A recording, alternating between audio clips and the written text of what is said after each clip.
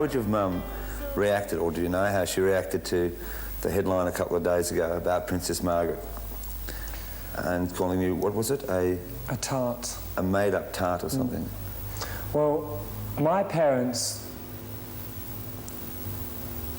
they're not really kind of royalist in any way. They like the Queen, they like Lady Diana, they like Princess Anne because she's outspoken. Everybody likes Princess Anne. Everybody likes Lady Diana because she does her job and she's completely like, she's like a pop star. Right. She's very professional. Everybody loves the Queen because the Queen's job is not to offend anybody, so really you couldn't really be offended by her. Right. And, you know, and everybody in this country obviously would agree that it's much better to have a monarchy than have a dictator, you know, and we'd always fight for that, you know.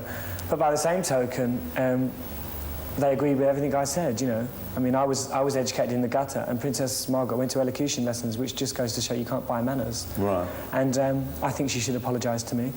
But by the same token, she did me a favour, because I don't want to be like Duran Duran. I don't want that kind of approval. I don't want to be like a packet of cornflakes, you know. And that bit of rebellion which she offered to me is fine. You know, that's what I want. I like it. I mean, I like all that kind of scandal stuff anyway. And a lot of it I instigate anyway. Like when the thing happened with Princess Margaret, my immediate reaction was to go into the ladies' toilet because I thought, I'm getting bored with this Princess Margaret story. So I went into the ladies' toilet, and when I came out, half of Fleet Street was standing there with their cameras. And I said, "You're so childish," looking away. And it was very funny, and they were saying, "What happened in the loo?" I said, "Well, you know, I undid my trousers and I went to the toilet." It was really exciting.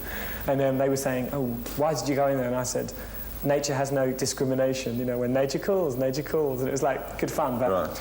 You know, the thing I have to point out about that Princess Margaret thing is that when you go to those functions, okay, you go to, you know, I went to represent Culture Club, Princess Margaret went to represent the royal family, Kim Wilde was there. I've never met Kim Wilde in my life. The press came up and said, "Will you have a photograph taken with Kim?" I said, "Fine." You know, we met, we shook hands, we said hi, very nice. And it's like, Fleet Street wanted that picture. When Princess Margaret turned out, they wanted a picture with me, obviously. You know, a sensational picture. You know, she shook my hand, she smiled in my face, and then she called me a tart.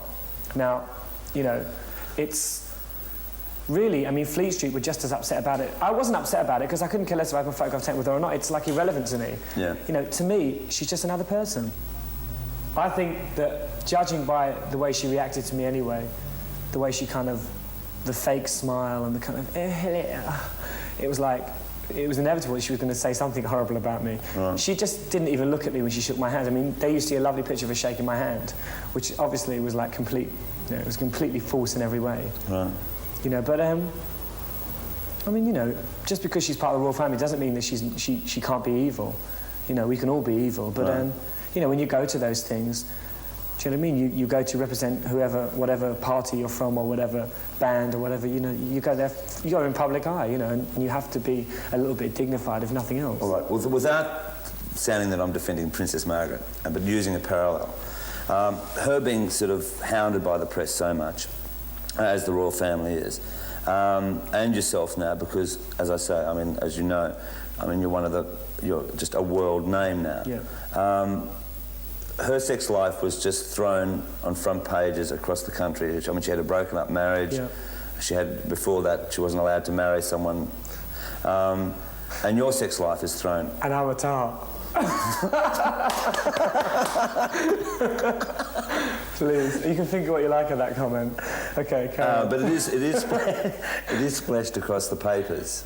The thing is... And they question this and that. Yeah. But my sex life, my non-sex life is smashed across the papers, you know. Right. I mean, I think I'd be worried if all the things written about my sex life were true, but as I know they're not true, then I don't worry. Right. But I wonder if Mrs. Margaret can say the same thing.